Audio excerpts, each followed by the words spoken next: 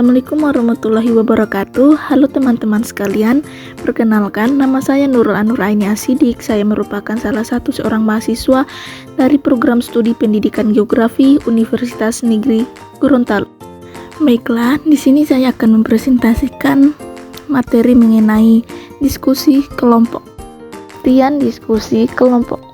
Menurut Muhammad Yusir Usman di tahun 2008 menyatakan bahwa diskusi kelompok merupakan suatu proses yang teratur yang melibatkan sekelompok orang dalam interaksi tatap muka yang informal dengan berbagi pengalaman atau informasi, pengambilan kesimpulan atau pemecahan masalah. Jadi dapat disimpulkan dari diskusi kelompok bahwa diskusi kelompok merupakan suatu proses yang akan melibatkan sekelompok orang yang di dalamnya akan ada interaksi tatap muka yang informal dengan berbagai pengalaman atau informasi.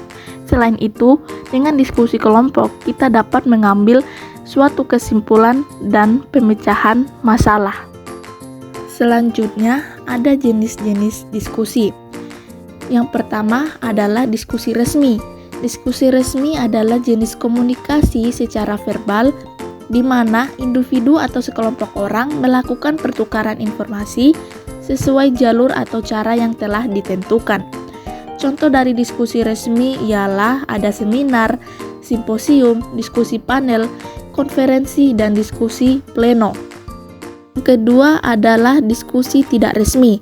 Diskusi secara tidak resmi atau disebut dengan diskusi non-formal merupakan jenis komunikasi di mana pertukaran informasi tidak mengikuti aturan yang jelas, sehingga memungkinkan komunikasi dapat terbagi ke semua arah. Selain itu, diskusi tidak resmi juga bisa terjadi secara spontan, seperti kelompok studi, kelompok pembentukan kebijaksanaan, dan pertemuan di tempat tertentu tanpa adanya rencana. Berikutnya, tujuan diskusi kelompok. Yang pertama, diskusi kelompok memiliki tujuan untuk menyelesaikan atau memecahkan sebuah permasalahan yang sedang dihadapi. Kedua, tujuan diskusi kelompok adalah untuk menambah wawasan, ilmu pengetahuan, serta pemahaman terhadap realitas tertentu. Ketiga, tujuan diskusi kelompok dapat melatih seseorang untuk berbicara di hadapan kelompok dan belajar menjadi pendengar yang baik. Yang keempat, tujuan diskusi juga untuk mampu melatih individu untuk saling menghargai pendapat satu sama lain. Yang kelima, diskusi juga merupakan suatu upaya dalam meningkatkan tradisi intelektual. Keenam, dengan adanya diskusi dapat meningkatkan atau menumbuhkan kepedulian serta kepekaan terhadap suatu masalah di lingkungan sosial. Ketujuh, tujuan diskusi lainnya yaitu untuk menyamakan visi dan misi serta melatih keberanian dalam mengambil sebuah keputusan. Tujuan diskusi yang terakhir yaitu dapat melatih keberanian dalam mengambil sebuah keputusan. Yang terakhir yaitu manfaat diskusi kelompok. Yang pertama, membiasakan sikap saling menghormati dan menghargai. Kedua, dapat mengembangkan daya pikir, pengetahuan, dan pengalaman. Ketiga, melatih untuk berpikir kritis. Keempat, menumbuhkan kreativitas. Dan yang terakhir yaitu melatih kemampuan berbicara di depan umum. Itulah presentasi dari saya. Mohon maaf apabila masih ada kekurangan. Wabillahi taufiq wal hidayah. Wassalamualaikum warahmatullahi wabarakatuh. Assalamualaikum warahmatullahi wabarakatuh. Perkenalkan, nama saya Aditya. Saya dari Prodi Pendidikan Geografi dengan NIM 451423010. Di sini saya akan mempresentasikan apa sih itu presentasi. Jadi pasti teman-teman bertanya-tanya. Presentasi ini sudah tiap hari kita lakukan, entah di kampus, di luar kampus, entah kita mempresentasikan materi tentang keilmuan, tentang suatu produk. Itu adalah presentasi. Maka saya akan menjelaskan tentang presentasi itu. Presentasi adalah suatu proses penyampaian ide, produk baru, atau hasil pekerjaan yang ditampilkan dan dijelaskan terhadap para audiens. Kegiatan presentasi ini sering dilakukan pada beberapa acara formal dan non-formal untuk sekedar menyampaikan informasi secara visual. Entah itu mempresentasikan tugas atau sekedar memberikan informasi atau materi kepada teman-teman. Jadi, itu adalah presentasi. Yang sering kita lakukan tiap hari itu berbicara di depan audiens, itu adalah presentasi. Kemudian berikut adalah beberapa hal penting tentang presentasi. Tujuan presentasi pertama adalah memperkenalkan diri. Dalam sebuah presentasi, Anda juga harus bisa memperkenalkan diri, mulai dari menyebutkan nama, menampilkan riwayat hidup dan data diri lainnya agar dikenal oleh halayak. Kenapa kita harus memperkenalkan diri saat presentasi? Agar orang-orang yang mendengarkan suara kita, mendengarkan yang kita jelaskan itu bisa kenal siapa sih kita sebenarnya. Nah, kemudian yang kedua apa? Yang kedua menyampaikan informasi. Informasi yang disampaikan bisa berwujud materi edukasi, keuangan, ataupun bahkan sekedar pemberitahuan.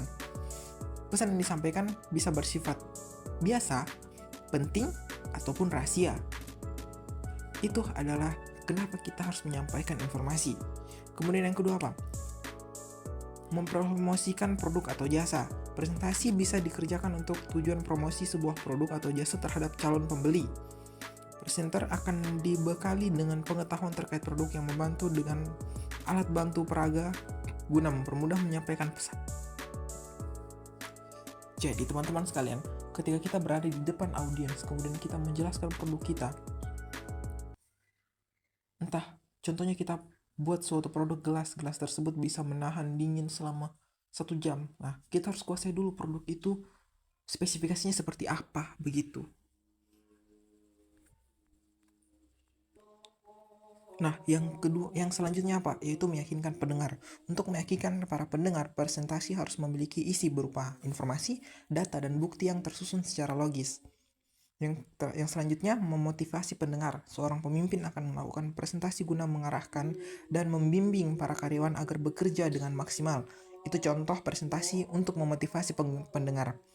Pemimpin atau presenter juga bisa memotivasi karyawan melalui forum itu demi tercapainya suatu tujuan perusahaan. Terus itu menyampaikan suatu ide atau gagasan. Jadi ketika kita punya ide, kita harus menyampaikannya di depan para halayak ramai. Entah itu diterima atau tidak, setidaknya kita sudah menyampaikan. Nah, itu adalah hal-hal penting dalam presentasi. Kemudian selanjutnya adalah jenis-jenis presentasi. Yang pertama, presentasi dadakan. Ini presentasi yang terjadi ketika tiba-tiba kita ditunjuk. Kamu presentasi, itu adalah presentasi dadakan. Yang selanjutnya adalah presentasi naskah. Presentasi ini, presentasi yang menggunakan naskah. Jadi ketika kita di depan, kita menggunakan naskah sebagai acuan kita untuk menjelaskan kepada para audiens apa yang akan kita sampaikan. Kemudian presentasi hafalan atau memoriter. Jadi, presentasi kali ini kita akan menggunakan menghafal. Setelah tadi kita menggunakan teks itu akan kita hafal, kemudian nanti hafalan kita itu akan kita hafalkan di depan para audiens sebagai kita mempresentasi. Kemudian yang selanjutnya adalah presentasi ekstemporer atau berbicara tanpa naskah ataupun tanpa hafalan. Berarti dia otodidak, secara tidak langsung dia ditunjuk kamu presentasi dan dia langsung mempresentasikannya dengan baik. Itu salah satu contoh presentasi ekstemporer. Nah, kemudian ada teknik-teknik presentasi. Teknik presentasi yang pertama, prinsip motivasi, kemudian prinsip pengertian, kemudian prinsip perhatian, kemudian prinsip keinderaan, prinsip kegunaan. Jadi presentasi adalah suatu kegiatan berbicara yang dilakukan di hadapan hadirin dengan tujuan menyampaikan pesan atau informasi. Orang yang menyampaikan presentasi disebut sebagai pembicara atau presenter. Sedangkan orang yang mendengarkan presentasi disebut audiens. Semoga informasi ini membantu teman-teman sekalian dan semoga teman-teman bisa paham apa itu presentasi. Sekian dari saya akhiri. Wallahul muwaffiq ila aqwamit thoriq. Wassalamualaikum warahmatullahi wabarakatuh. I got so motherfucking design on right now. Bring it down, bring it down, bring it down. I got 3 old guys to walk with.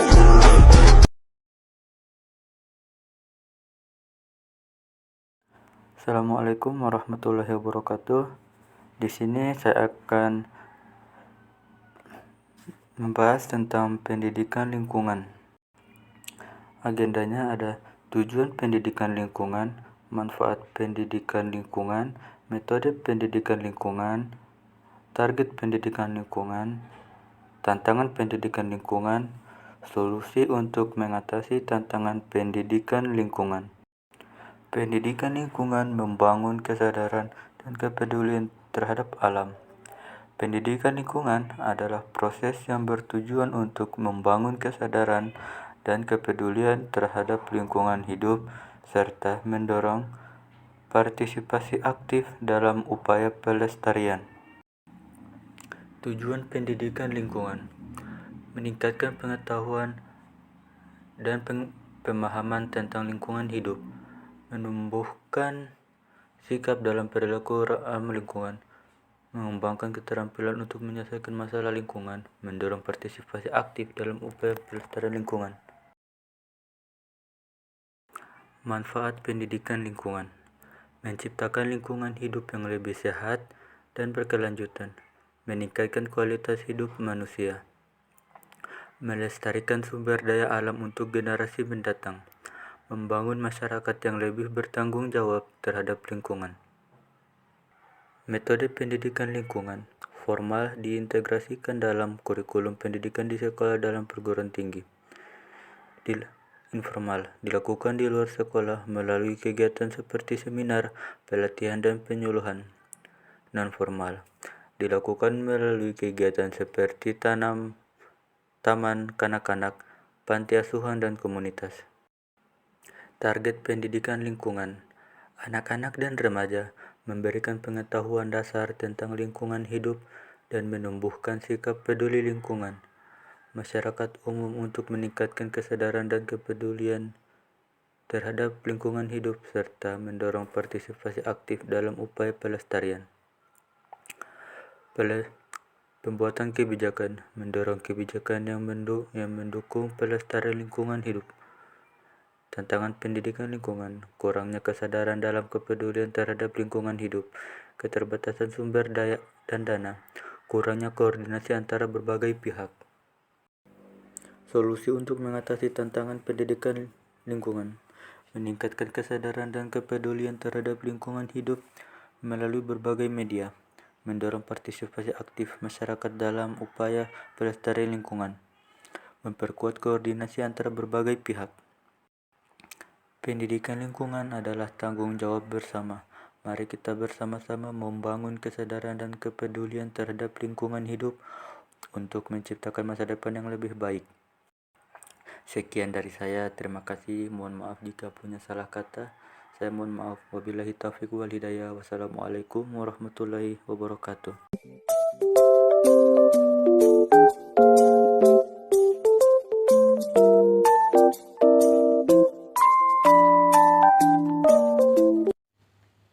Assalamualaikum warahmatullahi wabarakatuh. Perkenalkan, nama saya Mutia Menuju dengan NIM 4514230009. Prodi Pendidikan Geografi. Baik, di sini saya akan menjelaskan apa itu pidato. Pidato adalah bentuk komunikasi lisan yang disampaikan secara publik oleh seseorang kepada sekelompok orang atau audiens tertentu. Tujuan dari pidato bisa bermacam-macam, seperti memberikan informasi, mempengaruhi pendapat atau tindakan motivasi, atau menginspirasi audiens. Pada pidato sering kali memiliki struktur yang terorganisir, menggunakan bahasa yang persuasif, dan kadang-kadang juga memanfaatkan elemen-elemen retorika untuk mencapai tujuan komunikatifnya. Ada beberapa jenis pidato yang digunakan. Salah satunya ada pidato persuasif, bertujuan untuk mengubah pendapat, sikap, atau tindakan pendengar melalui argumen yang kuat dan meyakinkan. Yang kedua ada pidato informatif, fokus pada penyampaian informasi atau pengetahuan kepada pendengar tanpa upaya untuk membujuk atau mengubah pendapat. Dan yang ketiga ada pidato motivasi, dirancang untuk menginspirasi, motivasi, dan membangkitkan semangat pendengar untuk bertindak atau mencapai tujuan tertentu.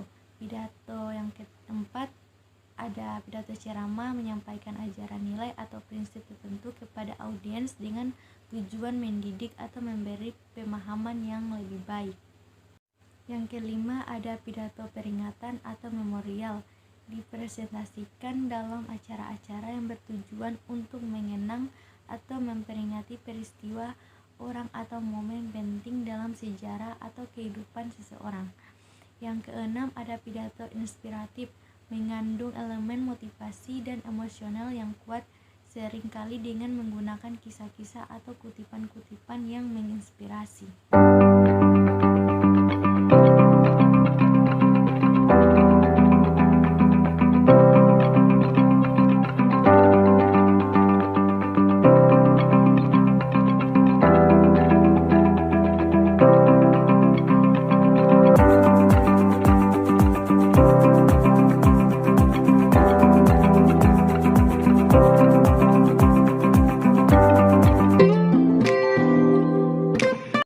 Assalamualaikum warahmatullahi wabarakatuh. Perkenalkan, nama saya Sri Novian Isupu, kelas A, Prodi Pendidikan Geografi dengan NIM 4514230004. Di sini saya akan menjelaskan materi tentang pidato. Pengertian pidato. Pidato merupakan penyampaian gagasan, pikiran, atau informasi kepada orang lain secara lisan dengan metode-metode tertentu. Adapun tujuan dari berpidato adalah untuk menyampaikan gagasan, ide, pertanyaan, petunjuk, atau nasihat dengan susunan kata yang baik. Selanjutnya ada jenis-jenis pidato. Yang pertama, pidato informatif. Pidato informatif adalah pidato yang tujuan utamanya untuk menyampaikan informasi, tujuannya agar orang menjadi tahu tentang sesuatu. Yang kedua ada pidato persuasif. Pidato persuasif merupakan pidato yang tujuan utamanya mempengaruhi atau membujuk. Biasanya tindakan ini bertujuan agar orang lain mau menerima ajakan yang disarankan secara sukarela, bukan tanpa pakaian. Dan yang ketiga, pidato rekreatif. Pidato rekreatif adalah pidato yang bertujuan untuk menyenangkan atau menghibur orang lain. Selanjutnya ada struktur pidato. Yang pertama, pendahuluan.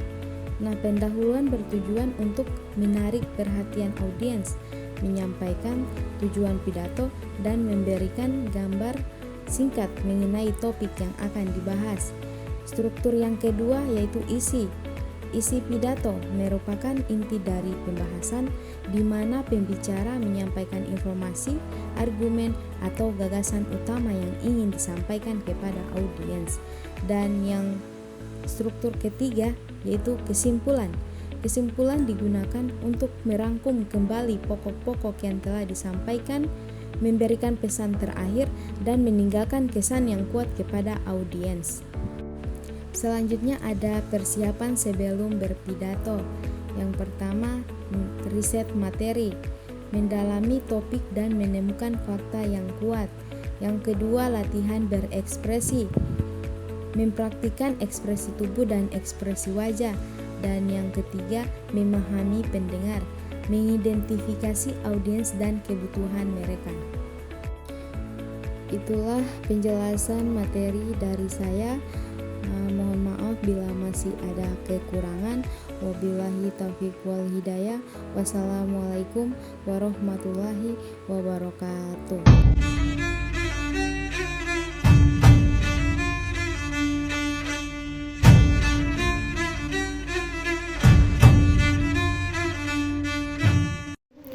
Assalamualaikum warahmatullahi wabarakatuh. Perkenalkan, nama saya Prasetya Komendangi. Saya dari kelas A Pendidikan Geografi.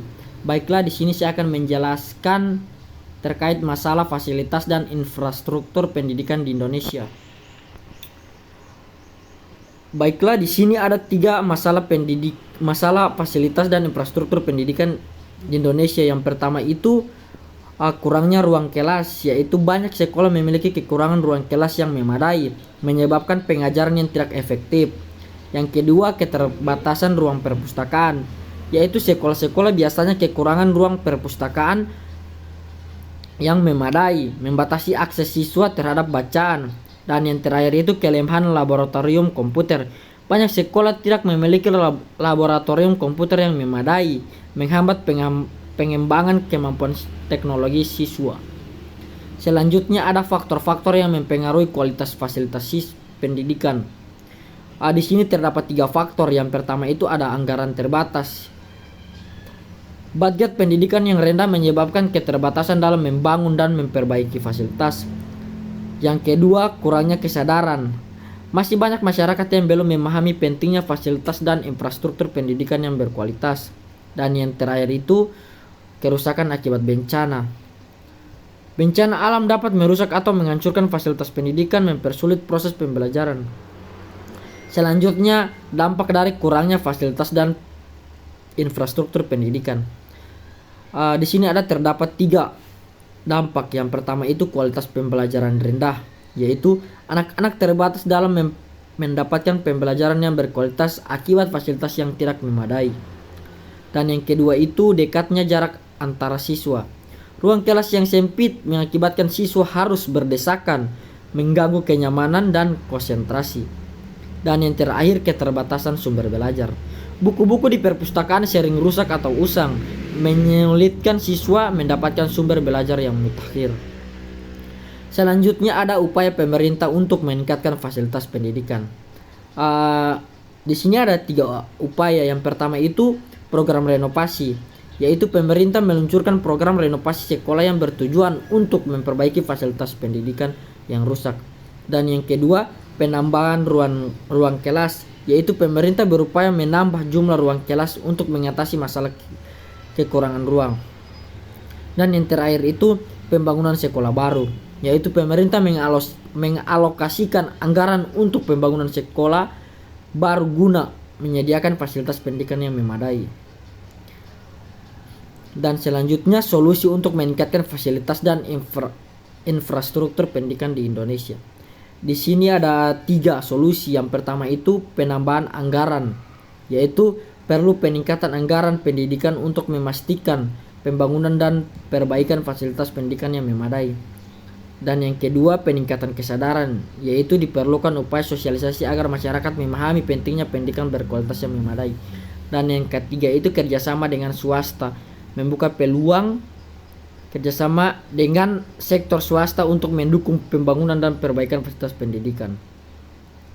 Baiklah, itulah pemaparan materi dari saya. Apabila ada salah kata mohon dimaafkan. Wabillahi taufik wal hidayah. Wassalamualaikum warahmatullahi wabarakatuh. You don't even know my name to you. I'm super shy, but wait a minute while I make you mine.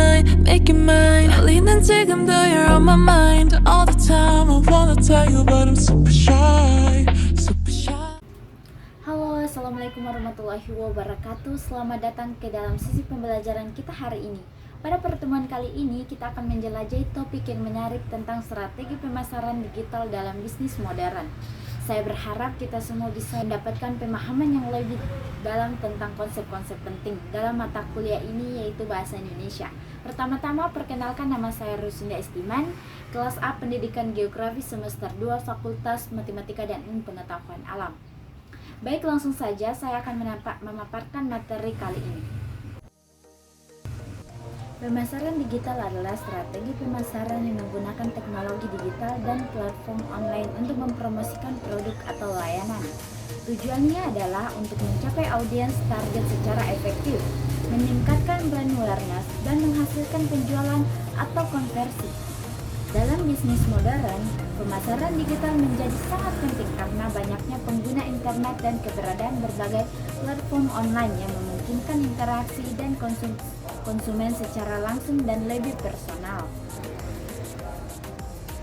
Dengan menggunakan teknik seperti SEO, PPC, dan konten digital, bisnis dapat mencapai target pasar mereka dengan lebih efisien dan efektif dibandingkan dengan metode pemasaran tradisional. Tren pemasaran digital sangat mencakup berbagai aspek termasuk penggunaan media sosial, konten digital, SEO, dan PPC. Platform media sosial seperti Facebook, Instagram, dan Twitter menjadi bagian penting dan strategi pemasaran digital. Bisnis memanfaatkan platform ini untuk berinteraksi dengan pelanggan potensial, membangun kesadaran merek, dan mempromosikan produk atau layanan mereka. Konten digital seperti artikel blog, video, infografis, dan lain-lain menjadi secara efektif dan menarik perhatian audiens dan membangun otoritas dalam industri tertentu. Konten yang berkualitas dan relevan dapat membantu meningkatkan peringkat SEO dan memperkuat hubungan dengan pelanggan. SEO merupakan praktik untuk meningkatkan visibilitas situs web dalam hasil pencarian organik. Dengan mengoptimalkan konten dan struktur situs web mereka, bisnis dapat meningkatkan peringkat mereka di halaman hasil pencarian sehingga lebih mudah ditetapkan oleh calon pelanggan. Sisi kemungkinan bisnis untuk menampilkan iklan mereka di berbagai platform online dan membayar untuk ketika mengklik iklan tersebut. Melalui kampanye PPC yang tepat, bisnis dapat menargetkan audiens spesifik dan meningkatkan tingkat konsultasi. Tren ini menunjukkan evolusi terus-menerus dalam memasarkan digital dan pentingnya untuk bisnis dalam memanfaatkannya secara efektif untuk mencapai tujuan pemasaran mereka. Demikian kita telah menyelesaikan sesi pembelajaran kita hari ini. Saya harap informasi yang telah disampaikan dapat memberikan Anda landasan yang kuat dalam pemahaman materi mata kuliah ini. Terima kasih atas partisipasi dan semangat belajar Anda. Sampai jumpa di pertemuan berikutnya.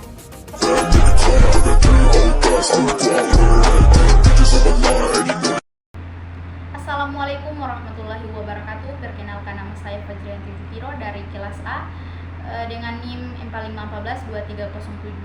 Di sini saya akan memenuhi tugas mata kuliah Bahasa Indonesia dengan topik pidato yang akan dijelaskan di slide berikutnya.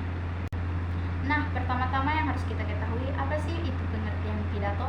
Pidato adalah suatu jenis presentasi yang disampaikan secara lisan untuk menyampaikan ide, gagasan, pandangan, ataupun pesan kepada kelompok orang atau massa yang lebih besar. Tujuan kecil dari sebuah pidato adalah untuk mempengaruhi atau membujuk pendengar untuk merespon pesan yang disampaikan dengan tindakan tertentu atau setidaknya mengubah perspektif mereka terhadap suatu topik atau isu tertentu. Apa sih tujuan pidato itu? Pertama, ada memberikan sapaan. Salah satu tujuan pidato adalah untuk memberikan sebuah sapaan. Di dalam suatu acara atau kegiatan, umumnya akan dibuka dengan sapaan. Kedua, ada memberikan informasi. Pidato juga memiliki tujuan untuk memberikan sebuah informasi. Sudah jelas bahwa informasi tersebut diberikan untuk para pendengar atau khalayak umum. Dalam tujuan ini, informasi yang diberikan itu bersifat penting mengenai suatu hal. Ketiga, ada mempengaruhi para pendengar. Tujuan lain dari pidato juga untuk mempengaruhi para pendengar. Pidato jenis ini umumnya berupa sebuah ajakan. Pidato yang digunakan untuk mempengaruhi pendengar adalah pidato yang bersifat persuasif. Keempat, ada meyakinkan pendengar. Berpidato untuk meyakinkan pendengar juga dapat dilakukan. Tujuan pidato ini umumnya dilakukan jika terdapat sebuah acara yang penting. Contohnya seperti pidato ketika kampanye partai politik. Kelima, itu ada menghibur para pendengar. Pidato juga memiliki tujuan untuk menghibur para pendengarnya. Pada pidato kali ini, orang yang berpidato akan menyampaikan kalimat-kalimat yang menyenangkan untuk didengar. Contohnya seperti pidato yang memiliki unsur-unsur komedi di dalamnya. Nah, di sini kita akan masuk di jenis-jenis pidato. Pidato terbagi menjadi 4, yaitu pertama ada pidato informatif, salah satu jenis pidato yang dikenali oleh banyak orang. Pidato ini bertujuan untuk menyampaikan sebuah pengetahuan atau informasi penting. Kedua, ada pidato argumentatif. Pidato argumentatif adalah pidato yang di dalamnya mengandung beberapa hal seperti dalil, argumentasi, data atau alasan. Hal-hal tersebut berfungsi untuk menolak atau mendukung sebuah pernyataan. Ketiga, ada pidato rekreatif. Pidato rekreatif juga sering disebut dengan pidato kekeluargaan. Pidato jenis ini umumnya akan menyuguhkan sebuah kegembiraan. Keempat, ada pidato persuatif. Tujuan dari pidato persuatif adalah untuk mempengaruhi pendengarnya. Baik, hanya itu yang bisa saya sampaikan. Lebih dan kurangnya saya mohon maaf. Wassalamualaikum warahmatullahi wabarakatuh.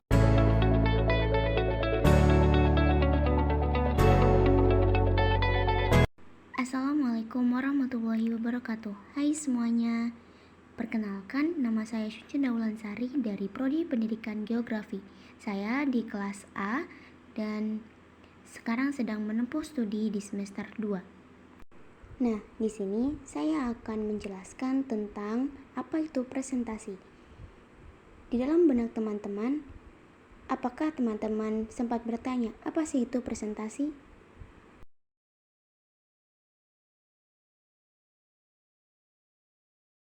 Jadi, presentasi adalah penyampaian suatu materi atau masalah kepada pendengar dan khalayak yang mengikuti presentasi. Presentasi dapat pula diartikan sebagai kegiatan seseorang yang berbicara di hadapan publik, baik dalam kegiatan seminar, kuliah, mengajar di kelas, ataupun kegiatan sejenis. Nah, orang yang menyampaikan presentasi itu disebut presentator atau presenter, sedangkan orang yang menghadiri presentasi disebut audiens. Presentasi itu berbicara atau berkomunikasi di hadapan orang banyak untuk menyampaikan suatu gagasan, ide, materi, dan sebagainya. Presentasi harus dilaksanakan dengan baik agar setiap maksud yang akan disampaikan oleh presentator atau presenter dapat dipahami dan menarik perhatian audiens. Jadi, menurut saya, sekiranya presentasi itu mirip dengan public speaking, di mana kita akan bercerita, berbicara di depan umum, atau di depan para halayak. Nah, kita berdiri di depan untuk menyampaikan sebuah argumen atau ide yang nantinya bisa diterima atau mempengaruhi para audiens. Nah, sebelum presentasi, ada beberapa hal yang perlu disiapkan untuk menunjang keberhasilanmu dalam presentasi nanti. Di antaranya adalah 1. Persiapan dan penguatan materi. Kenapa? Karena penguasaan terhadap materi yang akan dipresentasikan sangat penting agar nanti kamu dapat percaya diri dan mantap dalam menyampaikan pesan kepada audiens. Jika kalau kamu tidak dapat menguasai materi, tidak hanya menghambat penyampaian pesan nantinya, tetapi citra kamu juga kurang baik di mata audiens. Oleh karenanya, kuasailah materi yang akan dipresentasikan dengan sebaik-baiknya, agar nantinya kamu bisa dengan mudah untuk menyampaikan dan mudah juga dalam mempengaruhi audiens terhadap argumen yang kamu sampaikan.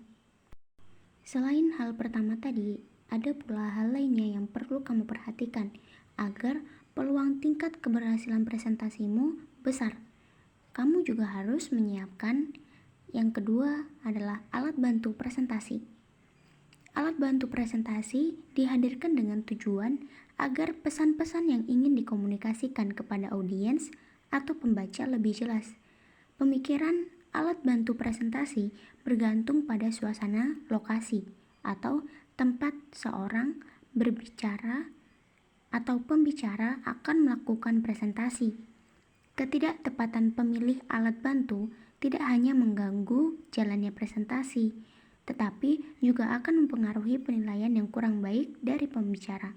Jadi, kalau misalnya kita ingin presentasi, kita membutuhkan sebuah alat bantu. Contohnya, ketika kita sedang presentasi dalam kelas, maka kita membutuhkan LCD untuk memaparkan PowerPoint yang telah kita buat untuk membantu pemahaman audiens dalam memahami apa yang ingin kita sampaikan.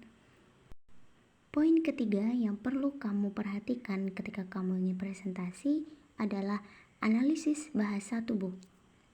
Kontak mata, senyuman, ekspresi wajah, cara berdiri dan gerakan tubuh harus diperhatikan sebelum melakukan presentasi. Dalam melakukan presentasi, bukan saja ucapan pembicara yang menjadi perhatian, melainkan gerakan-gerakan yang muncul yang dilakukan oleh pembicara dan bahasa tubuh, atau yang sering disebut body language. Ini sebenarnya penting karena akan berpengaruh pada keberhasilan penyampaian pesan yang ingin dikomunikasikan. Jadi, ketika kamu presentasi, jangan hanya diam biasa seperti patung, karena itu akan mempengaruhi bagaimana nantinya audiens bisa menangkap suatu gerakan yang membuat dia akan mengingat apa yang kamu sampaikan. Lebih banyaklah senyuman, kontak mata, ekspresi wajah, dan cara berdiri. Itu adalah beberapa contoh bahasa tubuh yang bisa digunakan ketika presentasi, yang nantinya akan membantu kamu dalam berkomunikasi dengan audiens. Hal penting lainnya yang perlu diperhatikan ketika presentasi adalah rasa percaya diri. Rasa percaya diri sangat diperlukan ketika seseorang berpresentasi. Dengan memiliki rasa percaya diri, seorang pembicara dapat menyampaikan pesan-pesan dengan lancar. Sebaliknya, pembicara yang telah memiliki rasa percaya diri yang kuat akan berdampak pada penyampaian presentasi ilmiah. Jika gemetar, berbicara putus-putus, dan nafas tersengal-sengal merupakan tanda ketidakpercayadirian. Hal ini juga nggak boleh ketinggalan ya teman-teman, karena ini sama pentingnya sama hal-hal yang perlu dipersiapkan seperti sebelum-sebelumnya. Jadi, kamu harus mempersiapkan materi kamu yang akan dipresentasikan dengan sebaik-baiknya, agar nantinya kamu akan merasa percaya diri untuk menyampaikan apa yang telah kamu pelajari.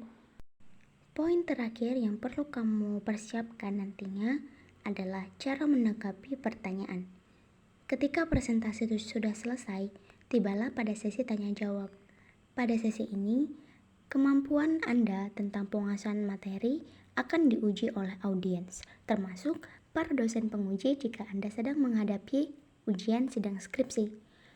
Jadi, sikap yang perlu kamu ambil adalah jawablah pertanyaan-pertanyaan tersebut dengan bahasa yang baik dan benar, dan kemukakan pendapat secara runtut dan logis. Ingat, kecermatan dalam berbahasa mencerminkan ketelitian pola pikir, serta yang terakhir, ingatlah agar Anda tetap tenang, tersenyum, dan percaya diri ketika menjawab pertanyaan. Jadi, jangan sampai Anda termakan emosi karena pertanyaan-pertanyaan yang telah dilontarkan oleh audiens atau para dosen yang sedang mengadakan sidang skripsi.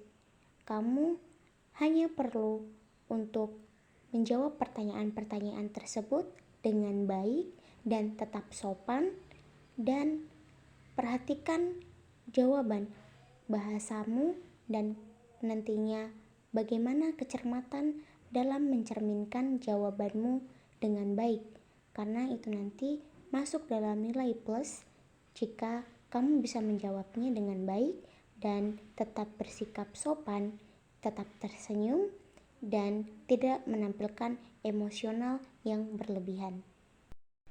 Baiklah, sekiranya itu yang bisa saya sampaikan, kurang dan lebihnya saya mohon maaf. Saya berharap video ini bisa bermanfaat bagi para pendengar dan semoga bisa diamalkan dalam kehidupan, karena sebaik-baik orang yang amal jariahnya akan terus tercatat dalam hidupnya sekalipun dia sudah meninggal adalah orang yang bisa mengamalkan ilmu yang telah didapatkan. Hadis riwayat Muslim. Jadi saya harap agar semuanya nanti bisa mengambil manfaat dari apa yang telah saya sampaikan. Terima kasih atas waktunya. Sekian dari saya. Wassalamualaikum warahmatullahi wabarakatuh.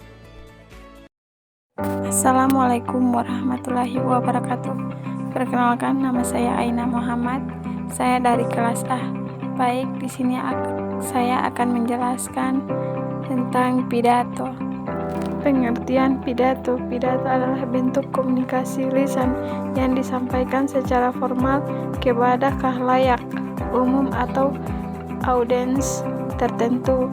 Pidato biasanya memiliki tujuan untuk menyampaikan informasi, mempengaruhi pendapat, atau inspirasi audiens melalui kata-kata yang dipilih dengan cermat dan disampaikan dengan gaya yang persuasif. Jenis-jenis pidato. Yang pertama, pidato persuasif mendorong pendengaran untuk mengadopsi pandangan atau tindakan tertentu. Struktur pidato. Yang pertama, pengenalan. pembukaan yang menarik, perhatian pendengaran, pertanyaan tujuan atau topik pidato. Pertanyaan tujuan atau topik pidato mungkin berisi kutipan, anekdot, atau pertanyaan retoris untuk membangun hubungan dengan pendengaran. Yang kedua, isi pembangunan argumen atau penyimpanan informasi utama. Pidato dapat dibagi menjadi beberapa bagian, tergantung pada struktur dan konten yang diinginkan. Setiap bagian dapat mendukung poin utama dengan fakta, contoh, atau alasan yang relevan. Yang ketiga, penutup. Ringkasan singkat dari poin-poin utama yang telah disampaikan. Pesan terakhir atau pemikiran penting yang ingin disampaikan kepada pendengar. Mungkin berisi ajakan untuk bertindak, refleksi, atau harapan untuk masa depan. Penutup yang kuat untuk meningkatkan kesan yang langsung pada pendengar. Baik, hanya itu yang saya bisa jelaskan, lebih dari kurangnya. Assalamualaikum warahmatullahi wabarakatuh. Assalamualaikum warahmatullahi wabarakatuh. Saya Sylvia Mokodongan dari kelas A Pendidikan Geografi. Pada video ini saya akan membahas tentang pidato, dan adapun poin yang akan saya bahas yaitu ada latar belakang, tujuan, ada struktur, ada isi, contoh, dan kesimpulan. Materi pidato merupakan suatu topik yang menjadi landasan utama bagi para pembicara dalam menyampaikan gagasan, visi, dan pesan kepada pendengar. Pengertian dan pemahaman yang mendalam terhadap materi pidato akan sangat mempengaruhi kualitas dan optimalisasi penyampaian, menjadi suatu kunci penting dalam keberhasilan komunikasi. Selanjutnya, latar belakang, yaitu yang pertama persiapan yang matang. Riset dan pemahaman yang kuat terhadap latar belakang materi membuat pidato lebih meyakinkan dan autentik. Yang kedua, persetujuan audiens, yaitu memahami latar belakang audiens dan membangun kesamaan pandangan memperkuat sudut pandang.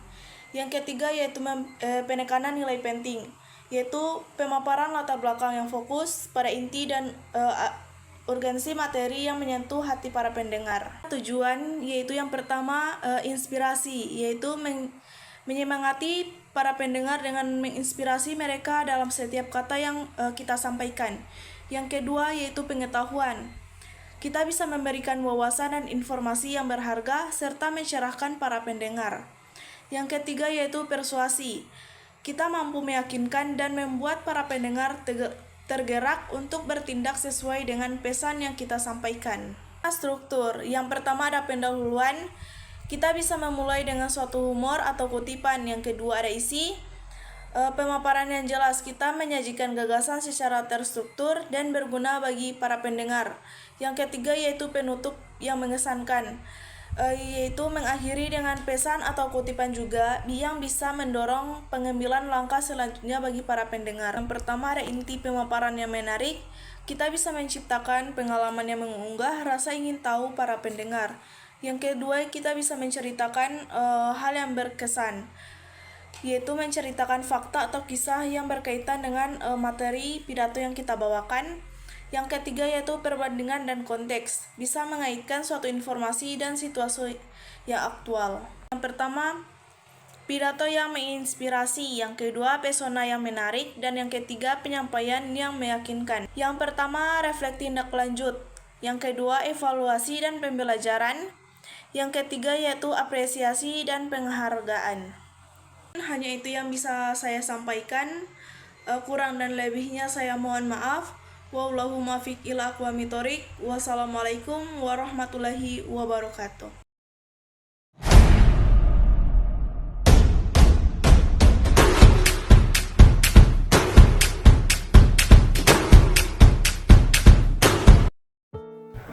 Assalamualaikum warahmatullahi wabarakatuh. Perkenalkan, nama saya Sri Chandrawati Langago NIM 4514230115. Jurusan ITK Ilmu dan Teknologi Kebumian, Prodi Pendidikan Geografi, Fakultas MIPA, Matematika dan Ilmu Pengetahuan Alam. Apa itu presentasi? Pada dasarnya presentasi adalah kemampuan yang hampir dimiliki oleh banyak orang, yang dimana presentasi menjadi satu bagian komunikasi publik. Maksudnya, presentasi adalah satu aktivitas berbicara di hadapan orang banyak. Meskipun demikian, sebenarnya presentasi memerlukan suatu kemampuan khusus, di mana esensinya bukan hanya membacakan slide per slide materi untuk audiens. Jika hanya sekedar membaca saja, audiens menjadi kurang memperhatikan apa yang disampaikan. Nah, kurangnya perhatian audiens ini membuat penyampaian materi menjadi kurang efektif. Padahal tujuan dari presentasi adalah untuk menyampaikan pesan atau materi pada audiens. Jika audiens saja tidak memperhatikan, bagaimana tujuan tersebut bisa dicapai? Terlebih lagi, presentasi adalah kemampuan yang banyak sekali dibutuhkan dalam dunia kerja. Jika Anda ingin memiliki jenjang karir yang cepat dan berkembang, kemampuan presentasi harus diasah. Pengertian presentasi. Presentasi adalah kegiatan bertujuan untuk menyampaikan gagasan, ide, program, layanan, produk, dan lain-lain kepada audiens tertentu. Di dalam KBBI, Kamus Besar Bahasa Indonesia, presentasi merupakan proses untuk memperkenalkan, menyajikan, dan mengemukakan suatu hal dalam bentuk diskusi atau forum, sehingga bisa dikatakan bahwa presentasi adalah salah satu bentuk kegiatan komunikasi publik atau pembicaraan di hadapan publik. Tujuannya adalah untuk menyampaikan berbagai informasi pada publik. Presentasi adalah suatu kegiatan sehingga orang yang menyampaikan materi tersebut disebut sebagai presentator, sementara orang menyimak disebut dengan audiens. Tujuan presentasi. Nah, agar kita lebih memahami apa itu tujuan presentasi, yuk simak berikut ini penjelasan lengkapnya. Yang pertama, menyampaikan materi. Secara umum, presentasi digunakan untuk menyampaikan materi ataupun informasi. Presentasi ini sering dilakukan apabila terdapat materi yang perlu disampaikan, misalnya materi tentang produk tertentu yang sedang dirancang. Yang kedua, merumuskan ide. Selanjutnya adalah untuk menyampaikan ide atau gagasan, di mana biasanya presentasi biasa dilakukan saat sekelompok orang melakukan brainstorming. Misalnya apabila dalam suatu divisi sedang memiliki proyek untuk pembangunan konstruksi perumahan. Kemudian divisi tersebut dituntut untuk mempresentasikannya, meyakinkan audiens.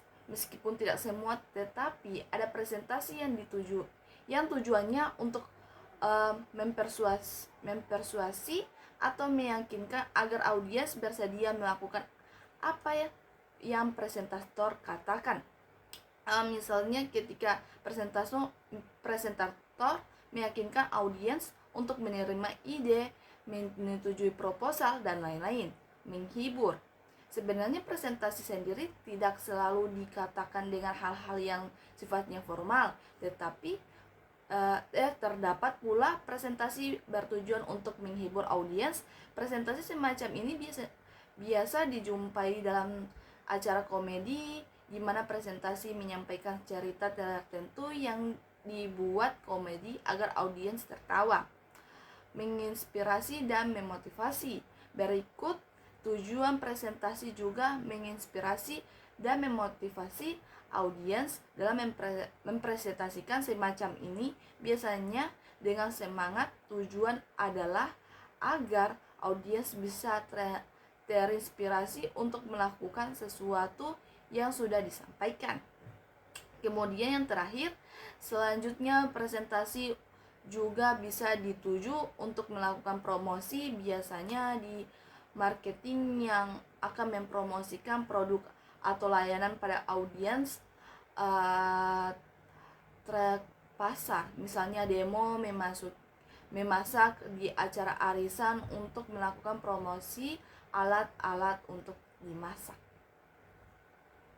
Yang terakhir, struktur presentasi yang benar. Nah, jika sebelumnya sudah dijelaskan tentang presentasi adalah kegiatan untuk menyampaikan materi atau gagasan, selanjutnya bagaimana sih sebenarnya struktur presentasi yang benar? Yuk, penjelasannya berikut ini. Yang pertama, pembukaan.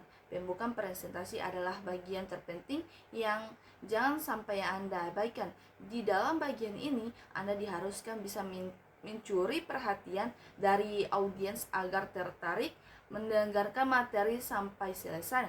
Presentasi ini biasanya memakai waktu 10 hingga 15% di keseluruhan waktu presentasi. Pembukaan ini mencakup 3 hal, di antaranya attention gender, topik, dan agenda. Attention gender merujuk pada kalimat menarik untuk membuka presentasi agar bisa menarik perhatian dari audiens. Kemudian topik, di mana Anda harus menyebutkan topik materi yang akan Anda bahas. Selanjutnya agenda, di mana Anda menjelaskan gambaran umum mengenai dari materi presentasi.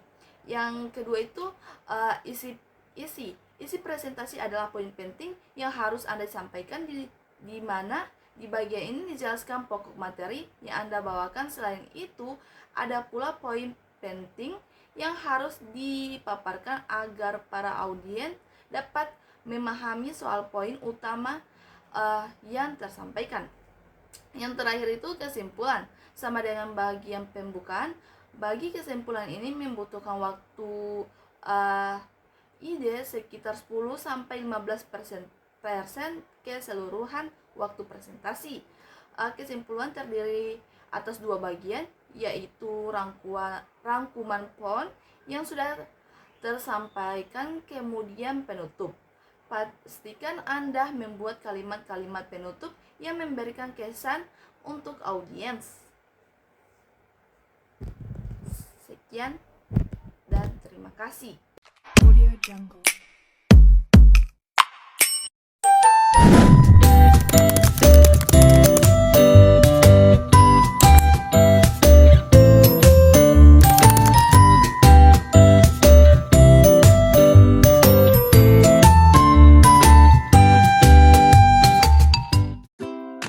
Assalamualaikum warahmatullahi wabarakatuh. Perkenalkan, nama saya Nur Sakinah. Saya dari kelas A program studi pendidikan geografi. Saya merupakan salah satu mahasiswi di Universitas Negeri Gorontalo. Nah, langsung saja kita masuk ke dalam materi. Apa sih itu pidato? Menurut Kamus Besar Bahasa Indonesia, pidato adalah sebuah pengungkapan pikiran ke dalam bentuk kata-kata. Pidato ditujukan kepada orang banyak. Selain itu, pidato adalah wacana yang disiapkan untuk diucapkan di depan halayak. Sedangkan pidato menurut M.H. Abdurrahman adalah sebuah kegiatan berbicara di depan banyak umum. Pidato dilakukan untuk menyampaikan sebuah pendapat atau uraian. Pidato dilakukan oleh seseorang secara lisan. Informasi dalam pidato menjelaskan mengenai suatu hal atau sebuah masalah. Pidato akan dilakukan dengan menggunakan kalimat-kalimat yang jelas pada waktu tertentu di hadapan banyak orang. Selanjutnya yaitu tujuan pidato. Jadi tujuan pidato itu ada 3. Yang pertama yaitu memberi sapaan. Nah, pidato dalam tujuan ini adalah memberikan pembukaan atau kalimat-kalimat sapaan kepada pendengar atau halayak umum. Yang kedua yaitu memberikan informasi. Pidato juga memiliki tujuan untuk memberikan sebuah informasi. Sudah jelas bahwa informasi tersebut diberikan untuk para pendengar atau halayak umum. Dalam tujuan ini, informasi yang diberikan umumnya bersifat penting mengenai suatu hal. Yang ketiga yaitu mempengaruhi para pendengar. Tujuan lain dari pidato juga untuk mempengaruhi para pendengar. Pidato jenis ini umumnya berupa sebuah ajakan. Pidato yang digunakan untuk mempengaruhi pendengar adalah pidato yang bersifat persuasif. Nah, materi selanjutnya yaitu jenis-jenis pidato. Pidato ada terbagi menjadi 4. Yang pertama, pidato informatif. Salah satu jenis pidato yang dikenal banyak orang adalah pidato informatif. Pidato informatif adalah pidato yang memiliki tujuan untuk menyampaikan sebuah pengetahuan atau informasi penting. Informasi-informasi tersebut akan diberikan pada komunikan atau pendengar. Nah, jenis yang kedua yaitu pidato argumentatif. Pidato argumentatif adalah pidato yang di dalamnya mengandung beberapa hal, seperti dalil, argumentasi, data, atau alasan. Hal-hal tersebut berfungsi untuk menolak atau mendukung sebuah pernyataan. Nah, jenis yang ketiga yaitu pidato rekreatif. Pidato rekreatif juga sering disebut dengan pidato korang, yang berpidato harus memiliki sebuah kemampuan. Yang terakhir yaitu pidato persuatif. Tujuan dari pidato persuatif adalah untuk mempengaruhi pendengarnya. Nah, persuatif adalah proses untuk mempengaruhi pendapat. Selain itu, pidato persuatif juga dapat mempengaruhi sikap serta tindakan dari seseorang. Caranya adalah dengan menggunakan manipulasi psikologi. Hal itu akan membuat pendengarnya bertindak seperti kehendaknya sendiri.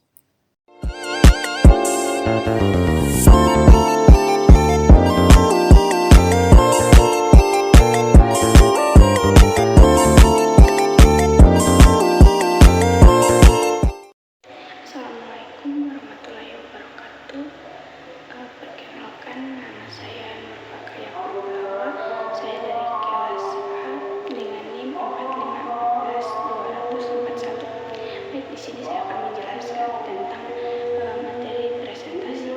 Jadi tahap-tahap dalam presentasi itu terdiri dari 6 tahap. Yang pertama yaitu pengantar presentasi, persiapan presentasi, desain visual, kemampuan berbicara, interaksi dengan audiens, dan yang terakhir yaitu kesimpulan dan tujuan.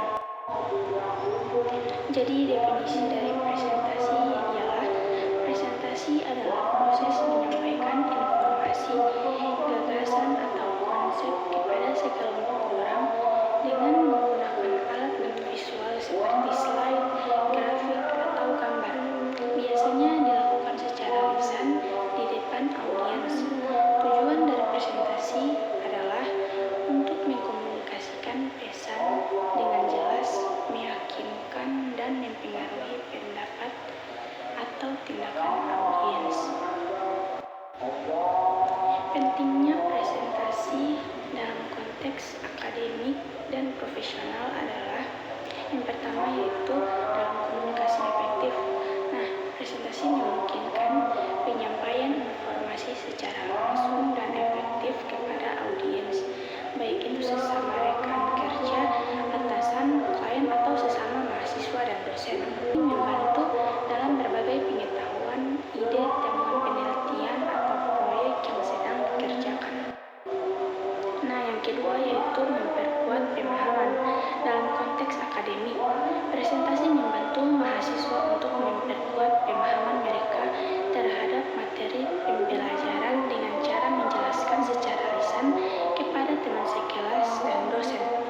Sementara dalam proses profesional, presentasi dapat membantu dalam menjelaskan produk, layanan, atau konsep bisnis kepada rekan kerja atau klien.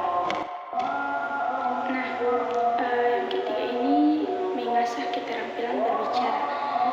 Presentasi merupakan kesempatan untuk melatih dan mengasah keterampilan berbicara di depan publik, yang merupakan keterampilan yang sangat berharga dalam dunia akademik dan profesional. Kemampuan berbicara yang baik akan membantu meningkatkan kepercayaan diri, memperkuat hubungan interpersonal, dan membantu mempengaruhi orang lain. Nah, yang keempat yaitu mempengaruhi keputusan. Presentasi yang baik dapat mempengaruhi keputusan audiens, baik itu dalam membeli produk atau layanan, mendukung proyek atau inisiatif, atau mendukung temuan argumen yang disampaikan dalam konteks akademik. Yang kelima, mempromosikan ide dan inovasi. Presentasi merupakan alat yang efektif untuk mempromosikan ide inovasi atau penemuan kepada audiens yang relevan.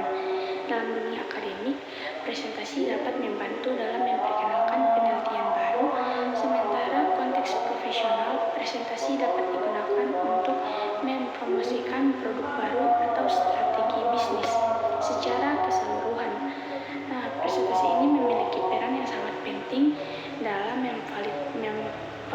memfasilitasi komunikasi, memperkuat pemahaman, mengembangkan keterampilan berbicara, mempengaruhi keputusan, dan mempromosikan ide dan inovasi dalam konteks akademik dan profesional.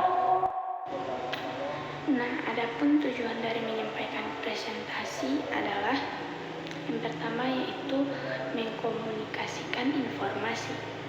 Presentasi bertujuan untuk menyampaikan informasi, ide atau konsep kepada audiens dengan cara yang jelas, sistematis, dan mudah dipahami.